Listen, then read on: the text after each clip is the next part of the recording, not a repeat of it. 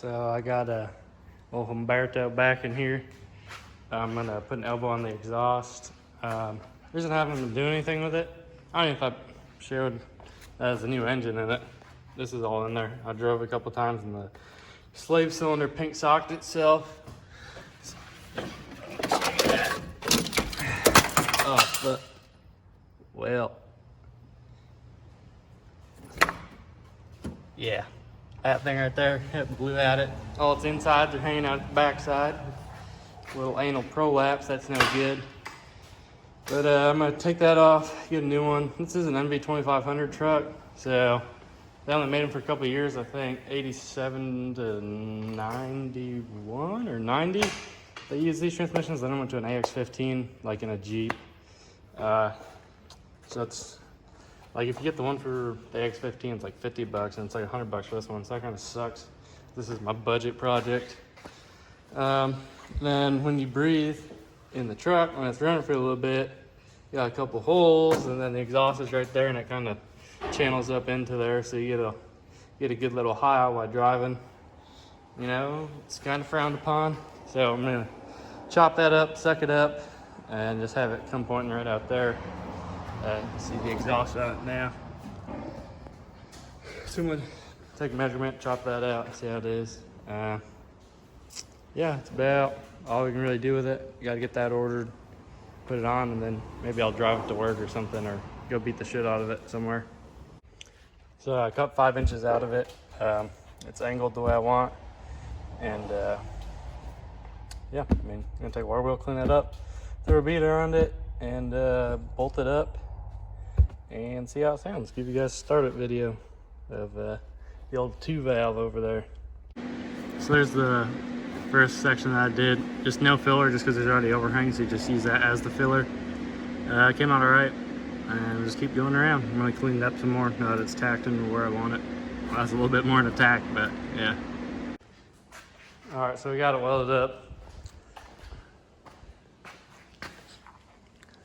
It's pretty fucking goofy looking. I might chop it, I might not. I don't know. It's kind of the point. It's kind of supposed to be goofy looking, but I'll start it up for you and see how it sounds. See if it will start.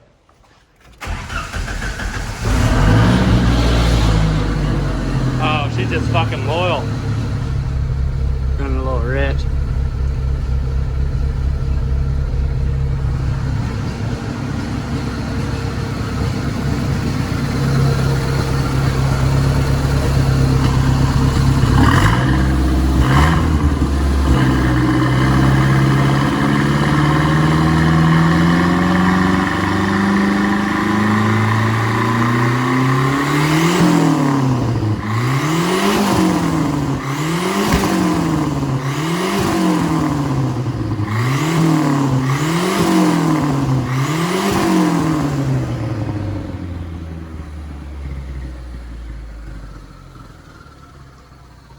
Well, that's cooler than I expected. I didn't expect it to shoot any flames.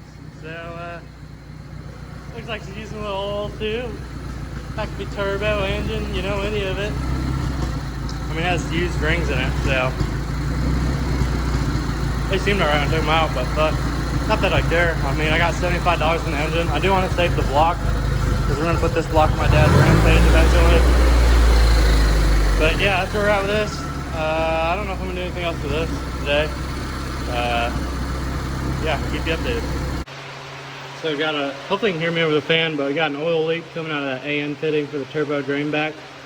I got it jacked up. I'm gonna make sure all the oil drains from the turbo. I'm gonna pull that off, make sure there's no shit in there, because I've tightened it up pretty good before.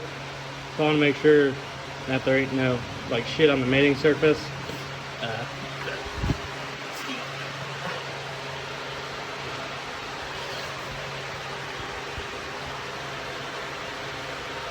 Leaking pretty good out of there.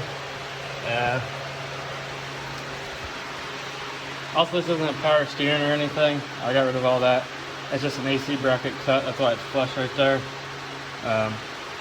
Wires are out of the junkyard. Got electrical tape on them. They've definitely seen better days. It doesn't have a pilot bushing because I ordered like 4 different ones. No one could get the right one in. So, it doesn't have pilot bushing. The clutch slips a little bit. But I got $1,000, less than $1,000 into the whole truck, including buying it. Bought it for 600 bucks. I got like 75 bucks into this engine. I got a lot of time into it. The wiring harness is out of a Shadow. That's what the engine's from too. eBay turbo kit. Well, it wasn't even a kit, I just built it all. Built turbo's like 130 bucks. Intercooler's like 100 bucks. Tubing is like, I don't know, 40 bucks or something. So yeah. See that pile, I rolled it forward. But yeah, I guess order that so I can actually have fun with it and make some videos of me fucking around with it. Also, it was lean backfiring.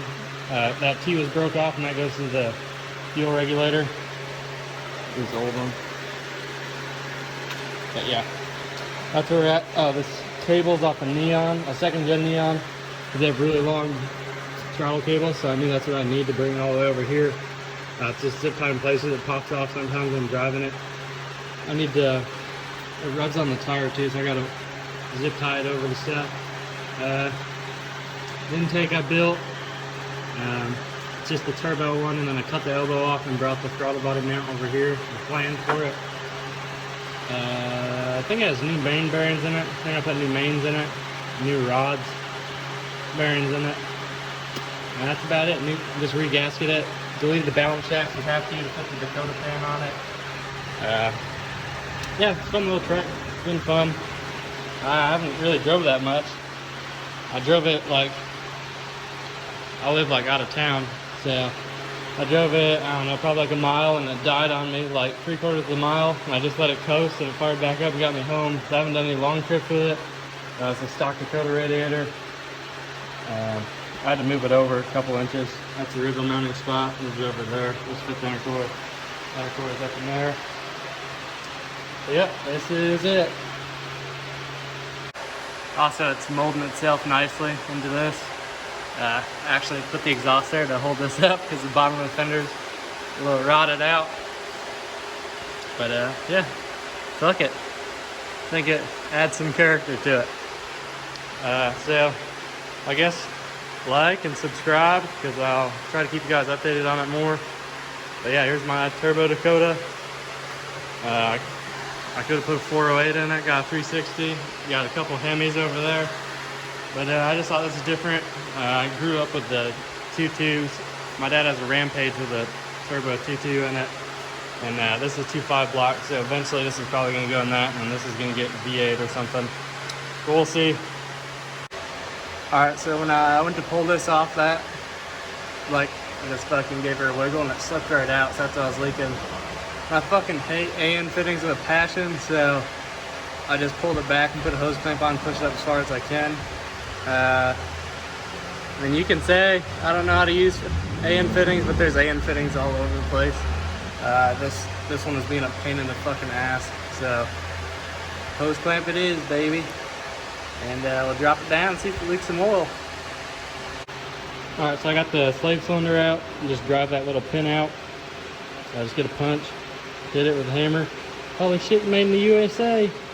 Oh god damn, real genuine Chrysler. She laid us down. And it's also fucking 30 years old.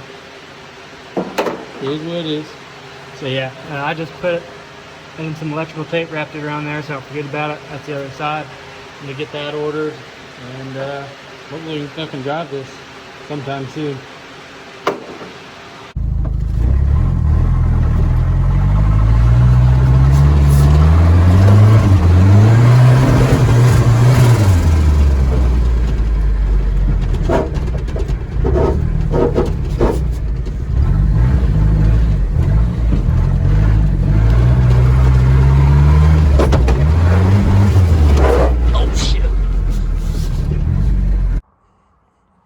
Alright, so at the end of the video, I got the new slave cylinder in there. You see it down in there. It's all good. It bled pretty easy. I just backed out that little set screw on the top. It's the bleed. Let it fill up and pulled it back out. And then just pumped it in and out with my hand. It bled pretty quick. Took like 5 minutes. I drove it to work. So it gets 16 pounds. It shows on the boost gauge, so it comes into it pretty quick. and the computer backs it off, hits boost cut, so then it does like, just like hitting a rev limiter, just dies real quick. It's usually around like 4,000 RPM, it does that. So then, I mean, you're losing a lot of time. So, I mean, it'd be faster if, like, I just could run like 14 pounds. This is, like the map temperature on this only reads 14.7 psi. So by the time the reason it lets it get to 16 is just because it comes into it so fast, and then the computer tries to catch it, so it catches it around 16. What else did I say? But yeah, I mean, drives good. It's fucking pissing oil all at it, you can see. What else? Fuck, I'm trying to think. Oh, and then yeah, so like the fuel pump, I don't know, you can kind of see the stuff right up in there, but yeah, that comes undone because the clip broke off when I put the new fuel pump in it. So then like when I'm going down the road, that'll just back out just enough, and then I'll just obviously lose all fuel pressure because the fuel pump shuts off, and then yeah, the unit dies, so I have to climb out, fucking start it back up. But I mean, it's still fun. It roasts the tires. I was looking up on Donovan's garage. He did a whole bunch of shit with these, and knows a lot of shit. So I'm gonna have to put a diode between the like two out of the 3 wires on this. So whatever one's not the ground, or it's like the sensor wire, and then you put a diode in there, and then it sends it into the ground or something like that, and then that tricks it in to like not letting it read so high, and then you can get a bleed for the vacuum line that goes into it. So I'm looking into doing that. Yeah, I mean, it's about all there is to it.